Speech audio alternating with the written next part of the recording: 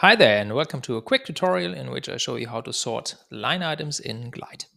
I'm here in my Glide workspace, and I have my line items referenced here with a relation field, basically referencing this line items table. You see bananas, apples, and pears in here in that order, and this is also the order that they have via the relation field here: bananas, apples, and pears.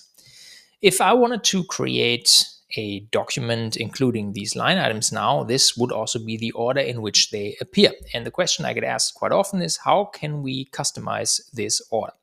The answer to that is using a query field. Here you see the type is query, and then I've called this sort. You can call this whatever you want, of course. And then you reference the relation field, line items in this case.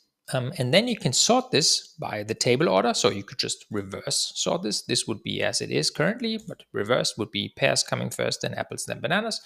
But you can also take any of the fields on the line items table and then sort by any of the fields that you have in your line items table and customize the sort order that way.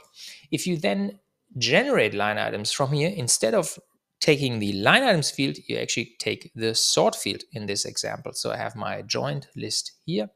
So I'm selecting the sort field, and then the order of the line items which will be added to documents will be according to whatever it is in the query field, which is called sort here. So if I turn this around, you see that now bananas would come first. If I turn this round again, you see pears are coming first. I hope that makes sense. Let me know if not, and happy automating. Thank you.